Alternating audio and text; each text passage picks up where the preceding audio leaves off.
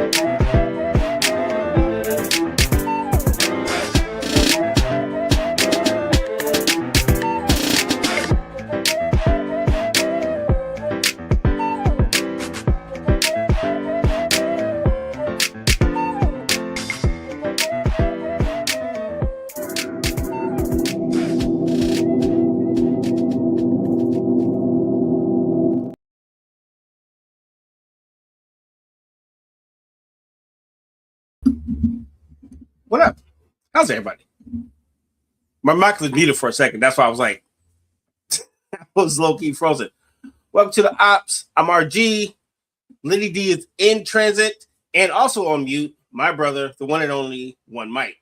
He'll be on in a second when technology lets him catch up with us. Other than that, how's everybody? Everybody good? Good. Let's turn on the chat real quick. Let's see. Fire up the chat. Welcome to the stage to chat. Let's see. Oh, he is gone. All right. Probably had to reset. It's all good. So, with that being said, let's do the rundown. The Knicks are up 2 games in the finals. Earth, Wind, and Fire. Fire on HBO.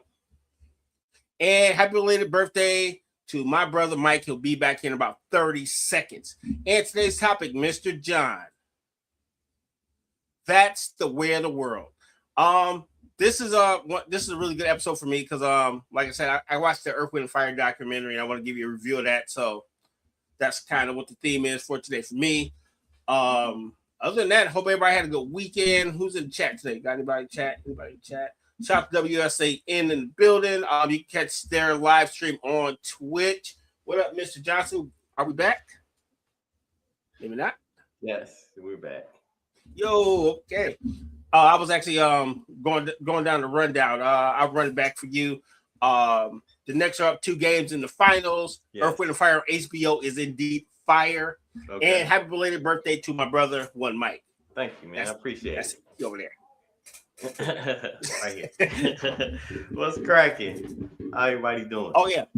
Let's run. Hey John, put the topic up for our homie real quick. The way of the world. That's the way of the world. It's actually a shout out to the Earth, Wind, and Fire documentary I watched last night. That's gonna be the main topic. We're also going to ask you guys what the heck are we watching after the NBA finals? Because you gotta think, like right after the finals is done, the NHL finals is done, baseball ain't cracking. So we need to I need some ideas because I watched TV this weekend and it was pretty brutal. Because everything I cared about wasn't on TV. So yeah, we're gonna talk about that a little later in the show too. So yeah. All right. That sounds fire. How was your weekend, sir? Oh, it was chill, man. It was real chill. Chill. Yeah, just didn't get into too much, just kind of kicked around the crib and got people to a couple of appointments and stuff like that. I was chilling. That matters. Shout out to producer John. He has me now playing what's that? Elden Rings. Okay. So yeah. So that's something new. Obviously I sign up for things that harm me. So yeah. I've lost a lot, but right on. Thanks to John for making me, branch out. So okay. I'm on that. I think I'm on that game, Ghost of Shumi or something like that. I'm playing that all over again. I just it's that one game, the Samurai Warrior. Yes. Yeah, it game's crazy. And I messed around and traded it, but it was fun when I was playing it. Yeah, I think you had the second one. I'm playing the very first version of it or whatever, but It's live. It's real live. I'm understanding what I'm doing. You know, the learning curve. Finally, I'm caught up to it, so we good. All right. We good. But overall, man, my weekend was pretty good. I did do a lot. Friday went to a graduation party. That was pretty Right. nice. Shout out to Nyla. And Saturday, what did we do? Celebrate my birthday. Went to dinner. Nice little restaurant called Mesa. It was cool. All right. I'll recommend it. It's a Mexican restaurant. And for those who are not in Michigan, where is Mesa, bro? Royal Oak. Right. Sponsor us, Mesa. Shout out. Yes. Thank you, RG. And what's that? Sunday, dinner with the family again, chill, nothing special. And today I just relaxed, cut the grass, and took extra around the house. Yeah, I was chilling today. Yep. Even with your family, sometimes it feel like you've been busy all weekend. Even though you're dealing with people you love, it's still a lot of moving parts, especially when you're trying to get together with multiple people. So shout out to Freedom Fries. Yes, we've been buddies for a long time. Yes, we have. Too. I think thanks for watching, man. Appreciate it. Yeah, we appreciate you. All right, man. Now to get into some of these topics. What we got? Got a little bit of NBA, of course the finals, a little bit of NHL, a little bit of tennis, and then we can get into the topic and stuff like that. So okay. So we're gonna start that, bro. Let's go ahead and talk about let's do sports. Let's do finals. All right, cool. Go ahead, John.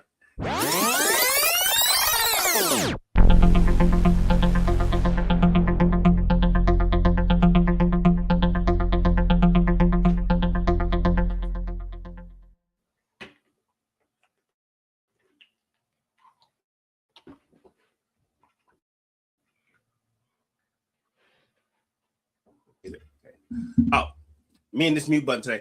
All right, thank you, Mr. John. Man, so I probably got my prediction mad wrong last weekend because I actually said that Spurs might win. Okay. A couple of days later, they are up 2-0.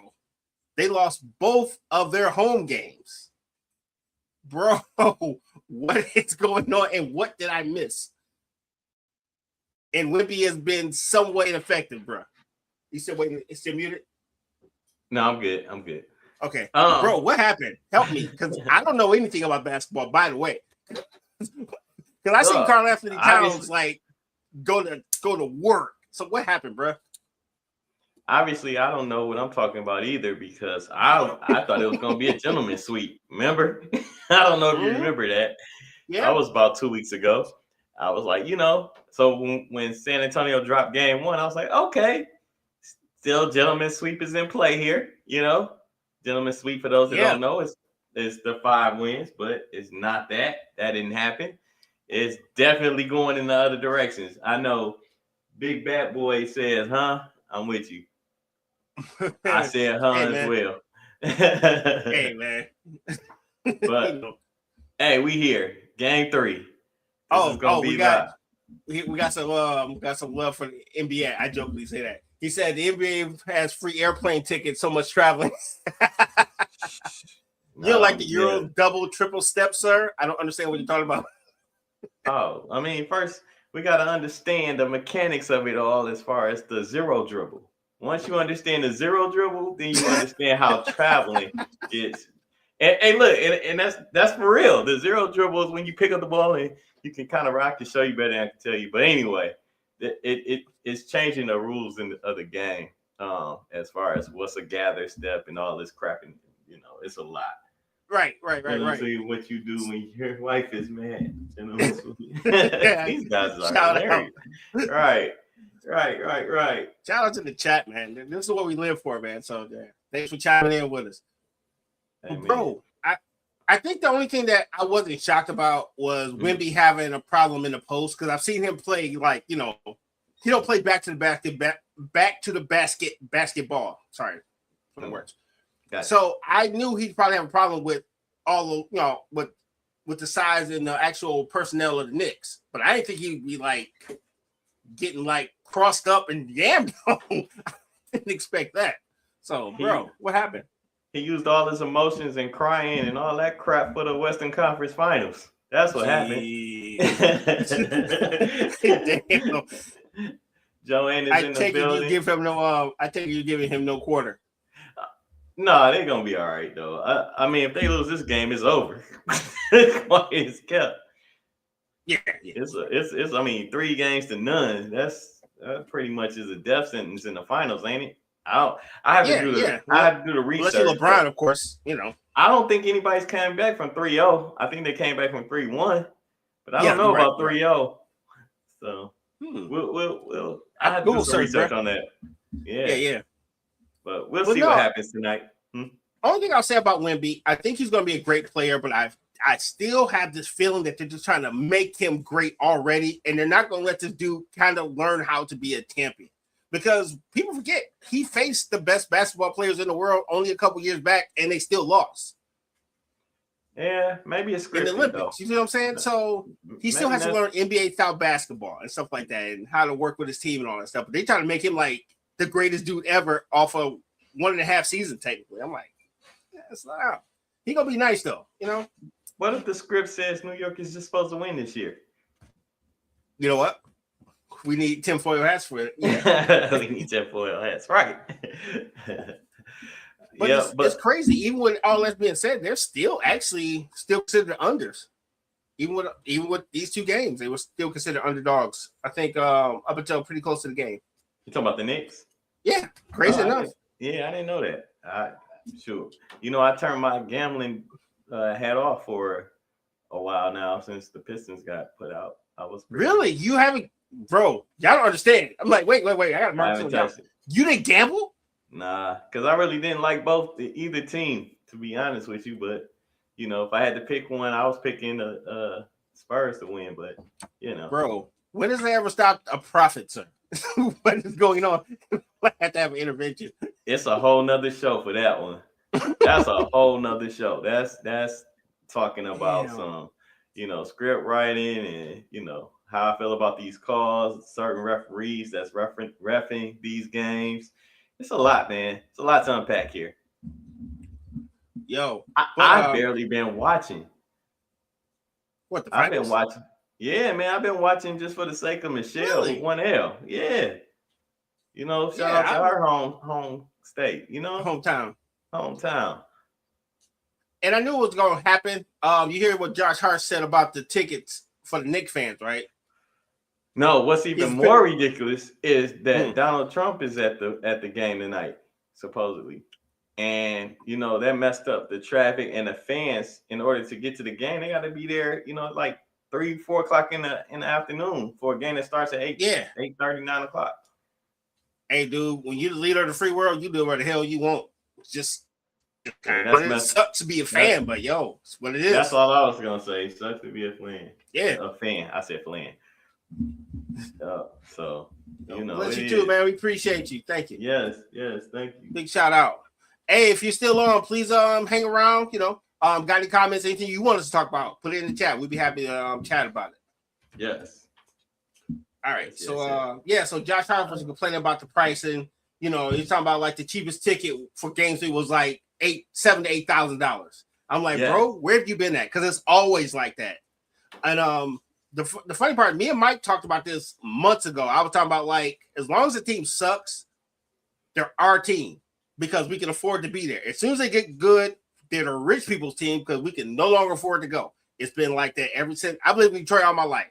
Got priced out of the Tigers. They were dreadful. You could give a $10 bill to a Tiger ticket and they give you back $20 in change just for showing up. That's how bad they were. But as soon as they start going and taking pennant, there's a wrap for that. Pistons, same way. Lions, always been expensive. They're very consistent whether they're good or bad. They're just high as hell. But for the most, it's always like that, you know. Imagine how much the Clippers tickets was when they sucked. You know what I'm saying? Exactly. Compared to now, you know what I'm saying? So yeah, he's got a point. What's the most you ever spent for a playoff ticket, Mike, or a sports ticket? All right, so a playoff ticket, probably about maybe 100, maybe 125 a ticket. Okay. But the most I ever spent for one single ticket was a regular season game with the Pistons against Boston, and we sat like in the folding chairs behind the basket. That was like $230 a ticket. That's not bad though. It was not bad. It was bad because we got blown out, and on top of that, I didn't make it into the game until a little bit before the second quarter and left by the end of the third. So I didn't even really get to see the game. I mean, it was that bad. Like a half quarter of basketball for $200. Yeah, and it was like I said, it was a blowout. Traffic was terrible, and the seats wasn't all. They were okay. They were on a scale of 1 to 10. I give about a 6 or 7. Okay, low 7. Only because of we were, you're on one end of the court and you're not seeing the whole game. Yeah, your vantage point is not that great. You know what? I respect that. Yeah, so I wouldn't make that mistake. I would rather sit a little bit higher and kind of be on like a little incline to have a better vantage point of the whole court. Right. Like I like the mid bowl, that mid bowl section. Yeah. Like right here is like ground level. I like being at mid, probably like either second, third row up. Yeah, the best seats was I feel like that's bench. Yeah. So for me, the best seats was like right behind the players' bench. That was perfect. Because no matter, if you're on the Piston end or if you're on the visitor side end or whatever, you can see the whole court. And it's, it's better. The experience is a lot better. All right. So, hey, chat. Since you guys are checking in, hey, what's the most you ever paid for any type of entertainment ticket, concert, whatever. So put that in the chat if you are still checking in with us. And let us know where you're from. Please and thank you. All right, so we got that out the way. Josh Hart not liking the prices, which he is kind of right though. You know what I'm saying? So we complain about this all the time. What I complain mainly about, and this is just talking sports in general, is like when you don't like. I don't feel like this is gonna be big. I think I touched on this a little bit last week, but right when you can sense that the ownership doesn't really care about winning. Meaning they don't bring the players that we need to win a championship type thing. But they just want us to be good enough to keep the fans on the leash to really want this, want our team to be good. But like I feel like the Lions are gonna be good, but we're not winning nothing. We're not going to the Super Bowl type stuff. Yeah, man, that's how I feel. I feel like who's this guy? What do you do with Mike Johnson? Are you sure? Yeah, man. Trying to like fill your head to see if you got a fever. Like, you know who this guy? I don't even know who this guy is. What you by the way, I'm trying to fill his head. Hey, yo, that sounded horrible. Thank you, sir, for correcting me. That was the worst take ever in life. But anyway, it was called temperature. Yeah, it was temperature checking. But no, man. Oh, holy moly. You're good. Holy smokes. You're all right. Jeez. You're all right. That's all what we here for. But all right. No, we're not. We're podcasters. Hey, look. But I just feel like, that's what we're here for. No, we're not. Oh no, Detroit. I'm talking about looking out for each other. But Detroit teams seem to do the same thing. Like we get just good enough, or we had this idea of how we want to win. Like we want to win different from everybody else, which I can respect. But at the same time, man, it's like we right there. We was literally one quarter away from going to this, one half away from going to the Super Bowl, and then ever since then we plummeted. But ticket prices still went up. So they're happy. The fans we're not happy. Yeah. And I'm one of the biggest Lions fans there is, but that's why when you said that, I was like, are you sure you're okay? Like, shoot. I'm not okay, man, because it sucks. It sucks. But bro, that's always all of Detroit sports. If you really think about it, right? When we had like the 90s Pistons, right? As soon as we got the third championship and Isaiah got hurt, we didn't really go out and get anybody to give him any assistance. We kept the same squad until they all fell apart. Yeah, same thing technically with the wings. We had the Russian 5. They ran their prime. We didn't try to double down. We just let everybody just fade away. But I'm gonna say that the only difference with the Red Wings is the fact that they went after getting the greatest players that they could to surround this team so that we could. You know what? Yeah, that's facts though. Yeah, and the Pistons and the Lions are the two squads that haven't done it. Even the Tigers did it. We got Miggy, we got, you know what I'm saying? Like we had Pudge, we had Migley, Maglio? Yeah, the guy who sent it to the World Series in 06. Yeah. So these are the players that like they put names on the field. The Pistons and the Lions don't do that. Like most of the players we get are homegrown or like past their prime, or like when's the last time the Lions got a real superstar, not drafted, but brought in? And you know what I'm saying? Ooh, damn. That's a good one. Because even Megatron was homegrown. Sue was homegrown. Yeah. Barry was homegrown. I really can't say Roy Williams or anybody was like, he got better when he went to Dallas, but he wasn't really good here. Same thing with Eric Ebron. I give you somebody who got better when they left was Cliff Averill, and he went over and won a Super Bowl. Okay, so I will say this: Cliff Averill was cold. He just was on the wrong team because there's only so many people he can block at one time. It's a lot easier to do your job when you don't got to do everyone else is around you. So, and that's my thing. Like, why not get Aiden Hutchinson some help? Why not get why did the Rams get the best? You know what I'm saying? They got what's his name from Cleveland? We talked about him last week. I can't think of his name, but yeah, I'm not in football mode right now. Right. But yeah, so like things like that pisses me off about the organizations. Like, I really want us to do better and bringing in talent.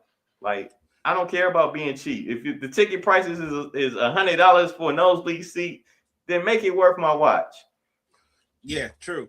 But you got to think, it's also one factor we don't factor in. Who's trying to move to Detroit? And I'm not saying like Detroit's not like a dope place. It's actually a sleeper town where you can have a lot of fun.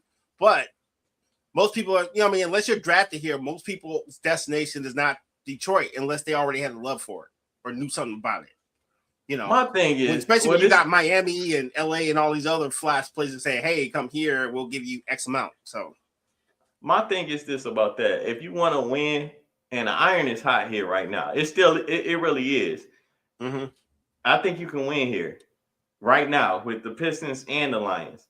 But all right, I don't feel like our upper management, like GM, our general managers, or the are really going after it. Like Illich back in the day, like he only had so many days left. Not Illich. I'm thinking of what's the? Yeah, I know you're talking about. No, but Illich really do them, huh? Yeah. Illich was crazy. He would damn near pay anything for a player to make sure we won though. So shout out to Dombrowski. That's what I was trying to really think of. And Dombrowski was the guy that really was trying to put a winner together. Right. But Joe put a winner together, but low-key by mistake. I want to say this about Joe. Free agency is where he did an amazing job, but everybody's trying to follow that model.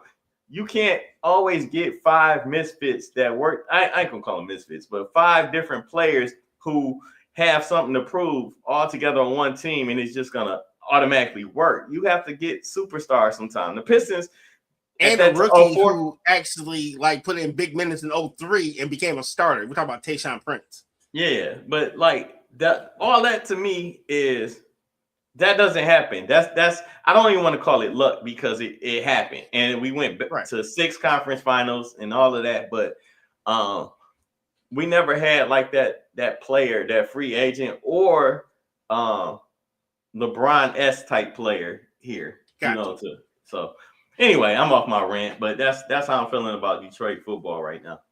Okay, so I'm gonna hit you with one Piston question, right? So let's go back to 04 Pistons, right? Okay. Who do you think they could have got in their prime? Out of all the coldest players, we got a Paul Pierce running around there. We got Kobe. We got your man.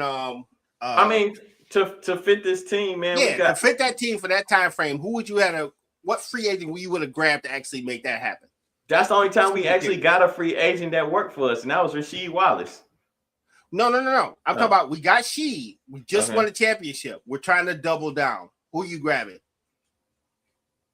Well, first of all, I'm not getting Antonio McDyess. I like McDyess. I wouldn't have picked him up. That wouldn't have been a pickup for me. And that's nothing no shake to him because I like him.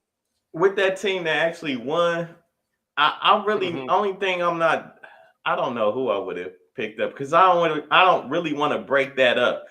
That 2016 we picked up McDyess because we lost Mehmet Okur to Utah for more money. Right. You know, he actually became a starter and a star in Utah. Yeah. I mean, I don't know who I would have took. I know Kobe was on the trading block, but that wasn't until like 07, 08, I think. Yeah, so. But you did say one thing that made me laugh. You said, I wouldn't break up my core. Mm-hmm. You just said it. They didn't want to break up their core. They felt like that core, you know. Because we won with it. So what happens when you bring a new superstar in? You know, I would telling me like Kobe and Mr. Big Shot could have coexisted. I feel like we would have had to give up a lot of things. I felt like we would have had to give up. We would have had to give up a little bit too much to get somebody like that. And then like this team gelled together. Like that's why I said that 04 team was special. And we're trying to build the same thing with these teams that we have now, and they don't have the same flow. So it's not your chances of building a team like the 04 Pistons is slim to none. And I think that's what these Detroit teams are doing, like the Lions and stuff. They're trying to build a team out of just heart and not heart and talent. And I think that's the problem. All right, fair enough. I respect it, man. All right, man. Got a little bit of tennis news. All right, let's talk about it.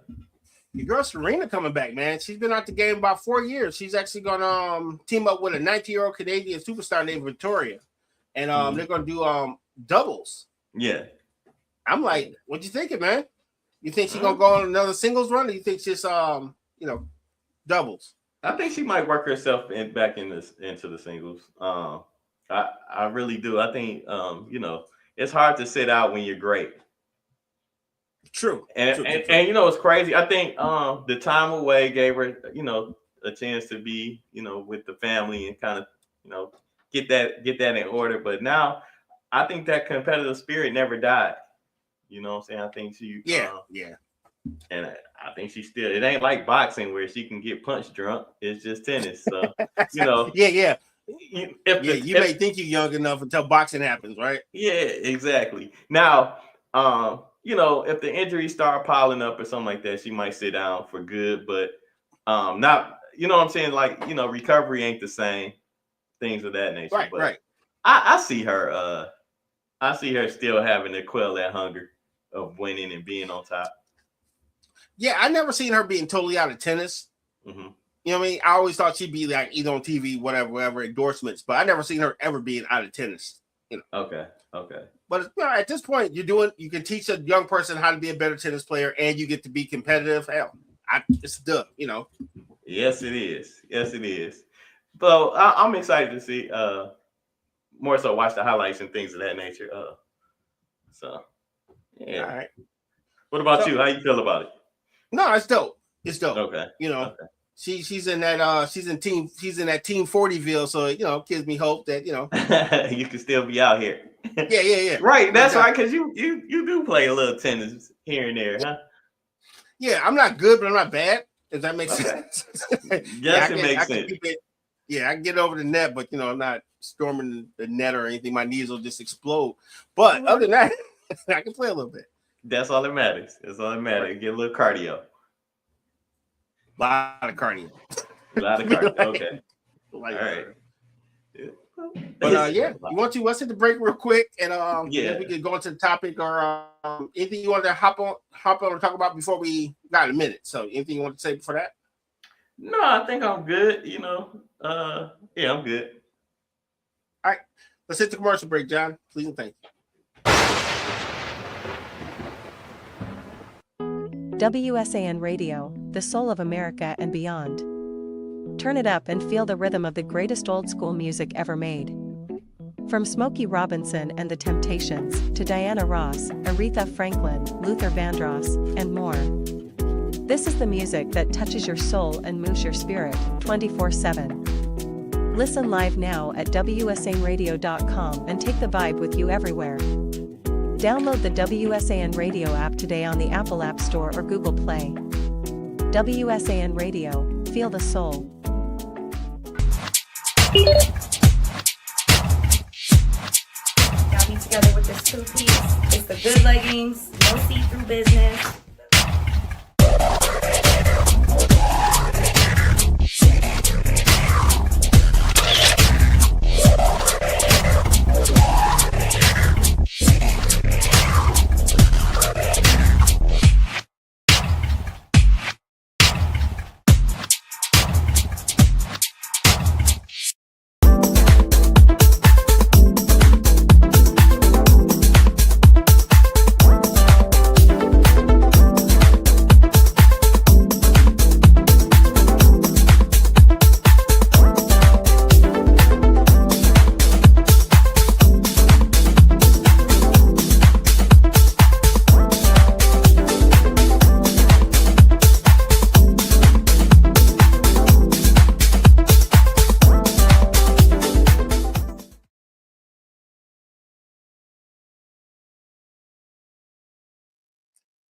And we're back.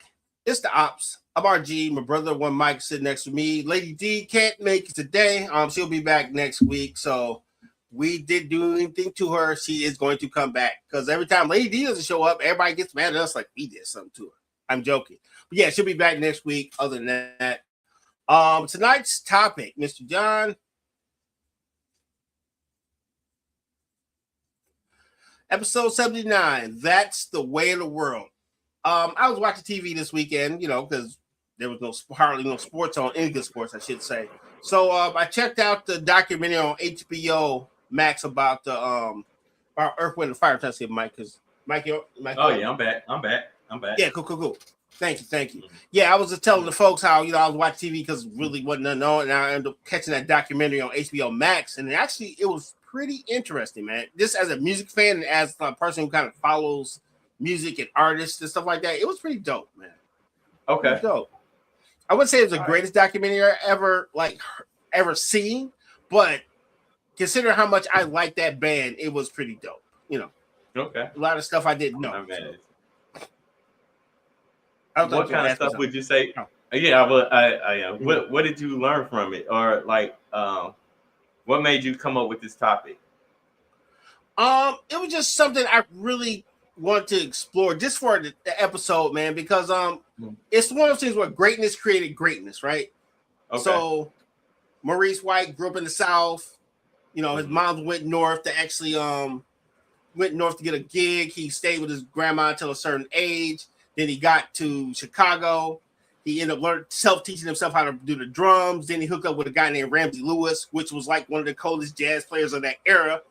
Okay. And that cat was one of the first people to ever actually have like a jazz record on the top 20 pop charts. I'm talking about not like fake jazz. I'm talking like jazz, because he was that guy. So He got to travel around with him. Then he decided to make up his own crew. So he left. It was almost like, let's say New Edition or whatever your band is. One of the best people on your band is deciding to go solo, and do something totally different. And he did it, dog. Yep. So yeah. No, go ahead. Yeah, so it was like inspirational how he pretty much had this idea and he actually went through with it. A lot of people say, "Man, I should do this," or he could have just literally stayed on that band and made money until he, passed away. But he actually had a vision that he wanted to actually put out there, and he did. So, yeah. Without giving too much of the documentary, did it? How behind the music or whatever always ends track like somebody lost their life on something stupid, or not stupid, but No, what actually, kind of? No, go ahead. You're just going. No, actually, no one got hit by a bus or anything like that. Right. Unfortunately, Maurice White did pass away, I think in 16, but he had Parkinson's or something like that. So it wasn't like he got found on the toilet, slumped over or anything like that. What's crazy though is how you discover who all they came up with. The type of music that was out what inspired them to how they're an inspiration to a next generation, and it's just almost like paying it forward type of thing. But because paying it forward is kind of different, right? Because I wouldn't say that for the people who were originally in like the group, right? So I always thought Earth, Wind, and Fire was like the 9 guys with the crazy album covers, right? I didn't know there was a whole separate crew that started the band, and they kind of got fired on their day off like Friday. Got replaced. So yeah, so it's not like he may have been about this love, but he was about business too. So yeah, so his vision overrode everything because they had the first Earth, Wind, and Fire had a lot of success, but his vision was like, I want to rock stadiums and I want to make music so everyone can listen to it and everybody can feel it because he's getting only marketed to like the black market, but he wanted to have a universal sound that he could be marketed everywhere because he was all about love and unity, right? Okay. So he pretty much decided that he was going to get rid of the other dude and the girl. Mm-hmm. And then he found all the other 9 members of the group. And then they buzz got out there and then they finally got their first stadium show, right? Okay. And they were opening for Parliament Funkadelic, right? So long story short, everybody said, yeah, you're pretty nice. Then Parliament Funkadelic came out and tore the house down. And people forgot. And after that, Maurice White was like, well, this will never happen again. So that's when they got into the theatrics and the pyro and all that stuff. Where like a concert might cost him damn near $1 million. Right. Just to act the concert together. You know what I'm saying? Okay. So, yeah. So he got pretty elaborate with it to the point where they had like legit like Broadway actors and shit, like real like magic and all that stuff happening on stage. So okay. I'll have to check it out. You said this was on HBO Max? Yeah. It's pretty dope, man. It actually made me go back and listen to like the original actual Earth, Wind, and Fire. The original 9. Yeah, well, the original 4. It's only 4 of them when the first came out. It was Maurice White, 2 guys, and a girl. Oh, okay. I thought it was always a big band production, but well, they were always a jazz band, but he made an orchestra. Okay. Yeah, that's dope. That is so dope. Any other documentaries or any like?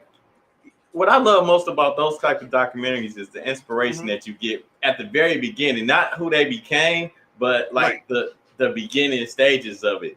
And I always find myself like intrigued by that. Like, dang, how did they get started? Like, was it a talent show? Was it this? How did this? Are they family? You know what I'm saying? Are they related? Did the talent just run in the family? Like, all that stuff.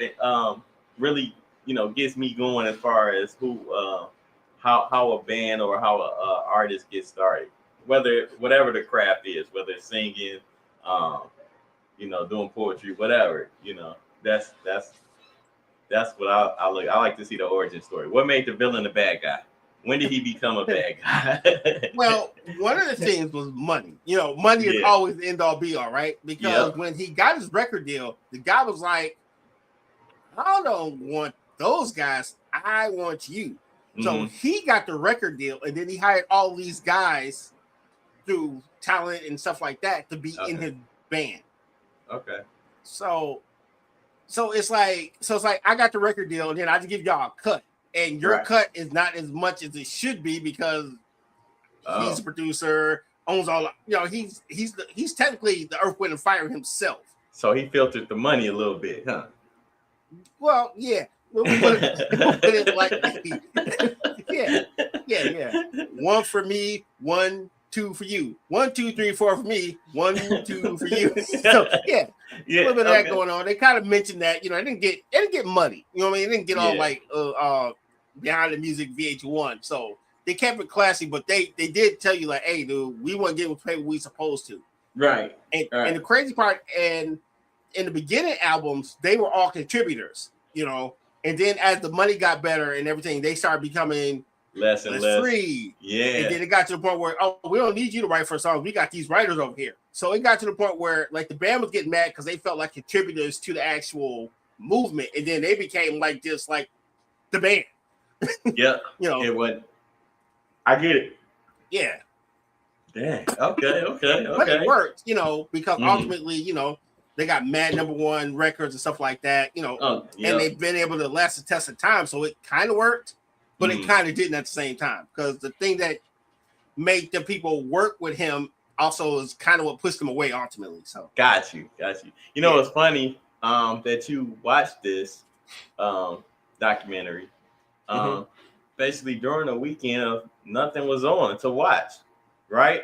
Not saying that that's a bad thing, but you kind of fell into it. Pause.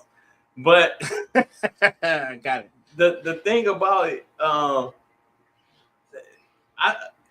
that kind of leads into the other half of the topic that you brought up, as far as like, now that sports is gone, what are we watching? I mean, once the NBA Finals is over, what are we gonna watch? Yeah, good transition into pop culture. Hey, y'all, what would y'all suggest, right? So I didn't know that was pop culture. My fault. That is pop culture. What the hell am I gonna watch after these finals is over? Because this might be over kind of quick. So, okay. Yeah. And I realized that, right? So here's the problem, right? I watch WNBA basketball, but that's during the day, right? So most of their games are over before 4 or 5 o'clock, maybe 6 o'clock in the evening, right? So there's no evening WNBA basketball that I know of, or I can find. So that's gone. You know, you got UFL football, which is cool in a pinch. A little bit of NASCAR, you know, if you like cars driving around in a circle for 9 hours, cool. But there's nothing sports that I care about really on television at this time. So what y'all doing after these sports is over, y'all? Help me, please. You're right. Hey, I'm trying to catch up on some series. I'm so far behind on everything. I'm embarrassed to even say what I'm behind on, but that's neither here nor there. But I'm using this time to pick up video games and stuff like that I haven't finished. Like maybe a little GTA 5. GTA 5. That samurai game I was just telling you about, I just picked back up. So right. That's as far as watching TV, man, or sports. I guess tennis is on. I'm not watching. Well, I'm not watching it. I'm not watching the WNBA. I haven't been watching that. The product is not bad. I must admit, the product's not bad. You know. Okay, all right. Or I just keep catching the Aces games, whichever one. But I told you the Aces. The Aces are really the only team that I truly care about. You know what I'm saying? And that's, I don't know if that's terrible or what, but I don't, like I always say, I don't feel like Angel Wilson gets the credit that she deserves compared to what Caitlin Clark and Angel Reese have been getting. And I don't know, because they say Caitlin out there cutting up a little bit. She is. She's very much cutting up. I see her, yelling at the team, at the coach, and it's a lot of stuff. Got rid of her favorite coach. What do you expect? Yeah. You gave her the team, and then took away her favorite, the coach she liked. So yeah. I don't have I don't know the backstory on it. I just know the story that they plug into our social media. So that's fair from you. That assessment, That's cool. But ultimately they pay you to play. You could do that when you're a superstar. You just can't be me talking about, coach, I don't like this play. Dude, I'd be cut so dog off bad. So if you are a superstar, go ahead and flex. You know what I mean? If you could do it, because somebody probably feel the same way you do on that team. So that's true. That's true. You speaking up on behalf of the team, so can't be mad at that. They know them. They know them playing this BS, but they can't say nothing. You the one with the extended contract, so go ahead and say it. I like that. I like that way of thinking. Yeah. Right. So yeah. Okay. I'll tell you what. Let's say Derek Fisher and Kobe don't like to play. Who you think going to Phil Jackson to go tell him that they don't like to play? Derek Fisher or Kobe? It got to be Kobe. Exactly. That's no shade to Derek Fisher. I'm just saying. There's only one person in that room that he gonna listen to, and it ain't Derek Fisher. Or at least got to be Derek Fisher backed by Kobe at the very, very least. Yeah, he got the door for him, and they closed it and left Derek on the outside. They got to be in there. I get you. That's funny. Yeah. Hey, man, get the door. I got to talk to Kobe. That's what would happen. So. Oh, man. So. The game right now just started 0-0. Okay. Looks like San Antonio is trying to attack the interior a little bit. So we'll see. Yeah, it's gonna come down to defense, and let's see what kind of adjustments San Antonio came out with. All right, we'll see. Yeah. We'll be coming down like a big point. If he would just get on the block, dude, it'd be crazy. But anyway, but back to the show. You got any petty bill? Pardon me. No, actually, what you got? I got one. This one comes from Sharita. She talks about gym. Wait. Let's hit the banner. Hit the petty bill there, John.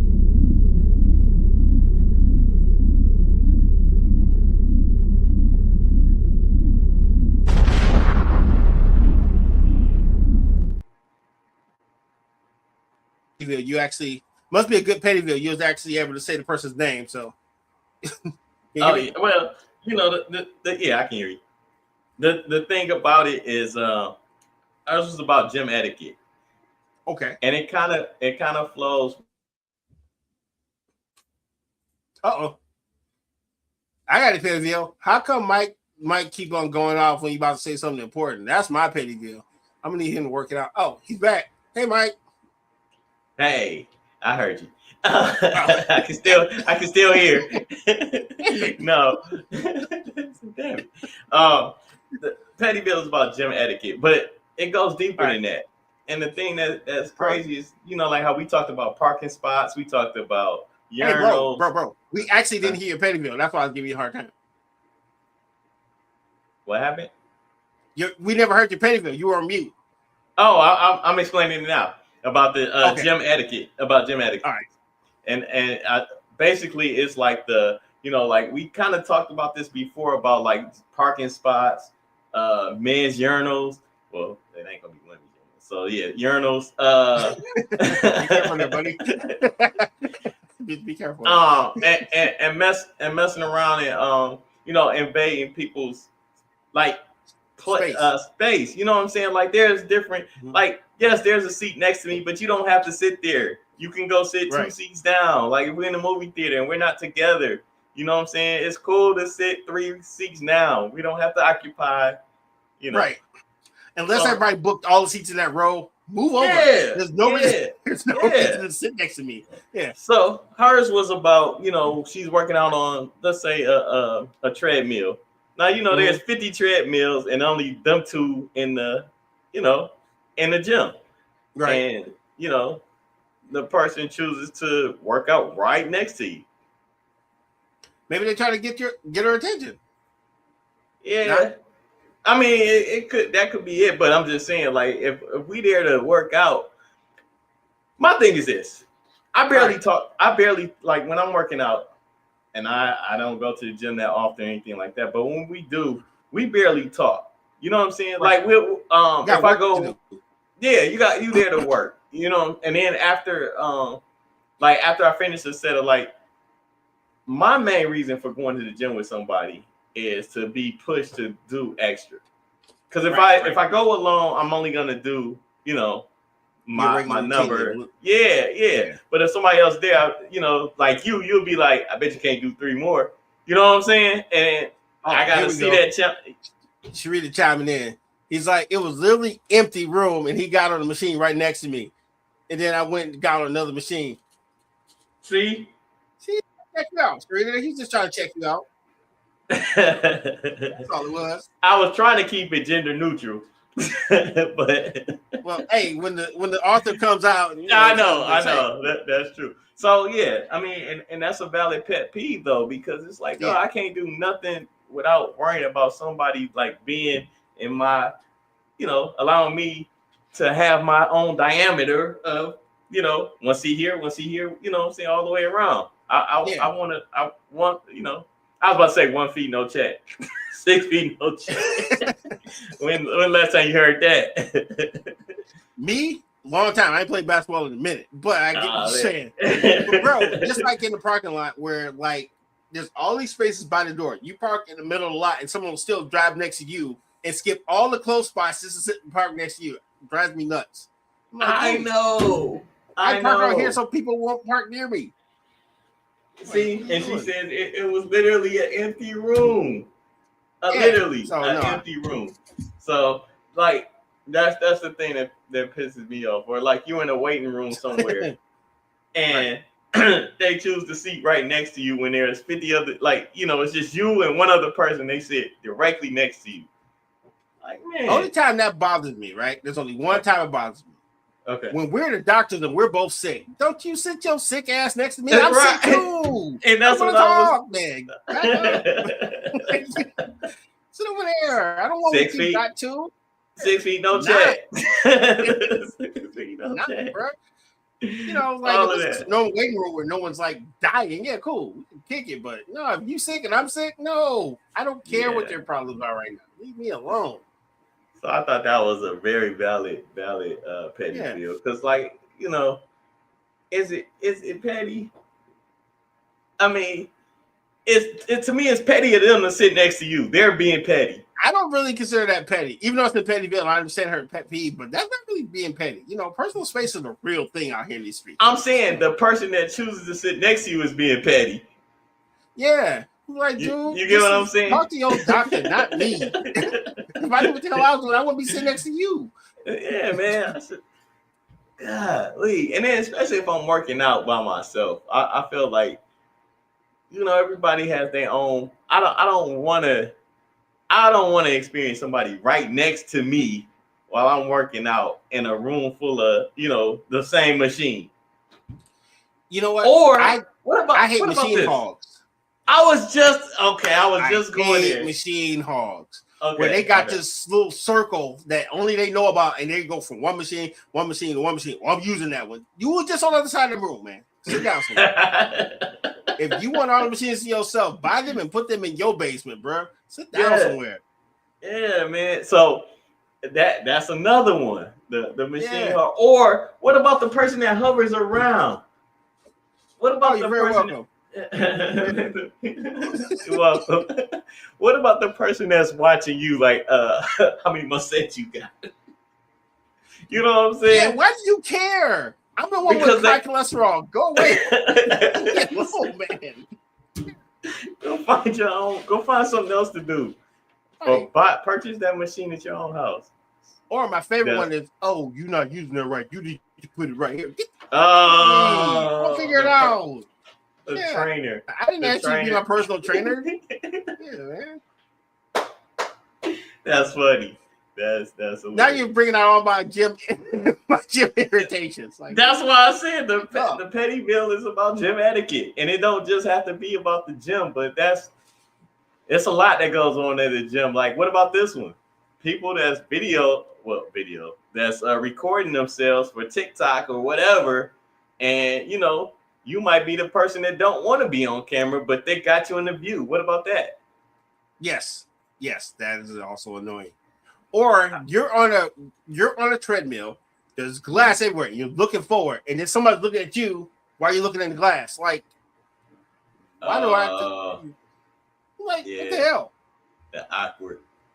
Yeah, like, dude. Like, and now I got and the messed up part about that is you keep looking up to make sure they ain't looking at you, but y'all keep exactly, like, damn it. You keep making eye contact. Yeah, that sucks too. I hate when that happens. Right. Oh man, that's hilarious. Like, no, old man, I do not want to talk about your grandkids. I just want to get on the treadmill and lose weight, bro. No. You're like, look at my grandbaby. He's showing you his phone. Yeah. When I was recovering my knee, I was on a recumbent bike, and the one where you sit down and you just pedal, right? Yeah, and I used to go to Planet Fitness every day to build my knee back up. And I don't care what time of day, it was just one old person that would always sit next to me. I'm like, I would just go I would go in the morning, they were there. Midnight, there. 3 o'clock in the afternoon, there. I was like, do you live here? How in the blue hell do you keep finding me, sir? Hey, wait for you. Is it the same person or it was always a different old person? Oh man, he knew your schedule. It didn't matter the day. It didn't matter the time. It'd be like, oh, he's not gonna be there at 1 a.m. Hey, like, what do you do? Damn it! Oh man, are we related? How? How? Yeah. I don't know. Yeah, it was weird behavior, but that is. So yeah, that's my petty bill for today. Well, you know, What we got next? I guess we got Mike Isms and closing thoughts. All right. Well, I got one. Yeah, I got you, Mike. Okay, let's get into it then.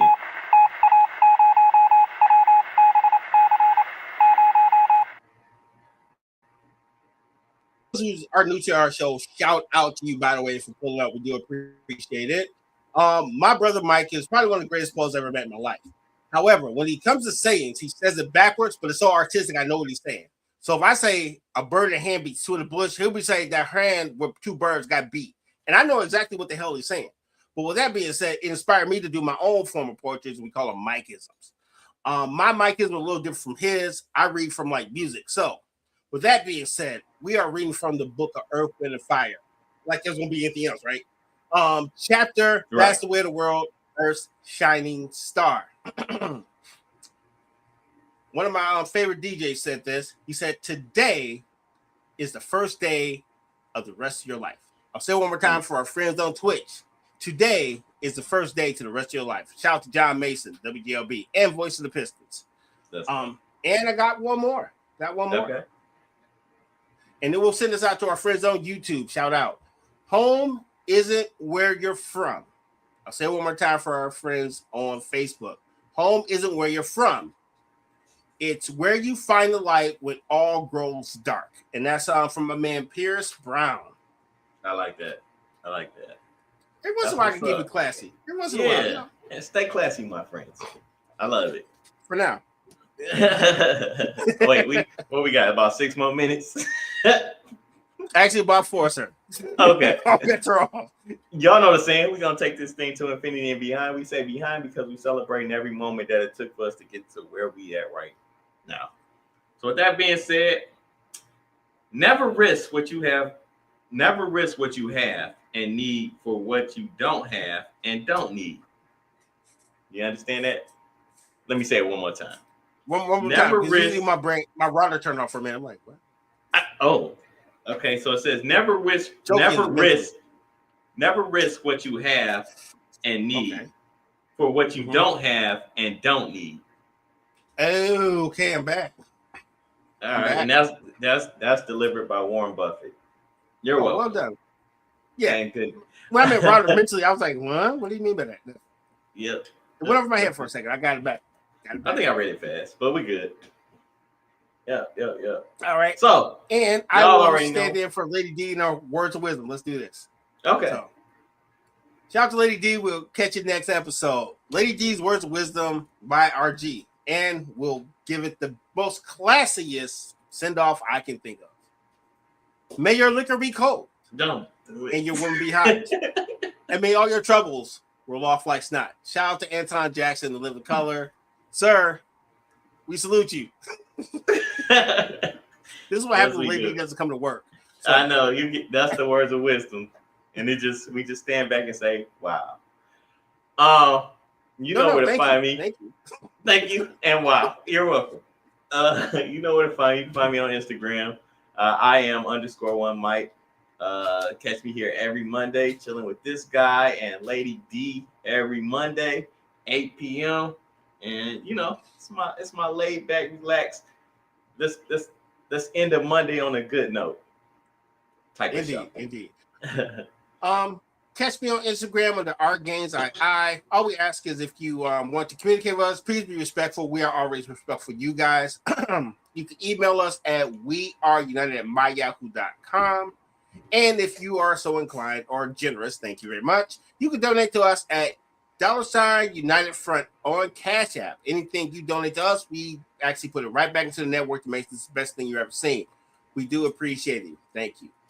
Please like, share, and subscribe, and I guess we'll catch you next week, right? Yes, sir. I'm probably gonna have a new NBA champion, and we'll definitely talk about that. So, wait. Oh, big shout out to Betty. Spotlight with that B in the building. Shout out. What's good? All right. Thanks for chiming in. That's the homie. All right. Other than that, we will catch you later.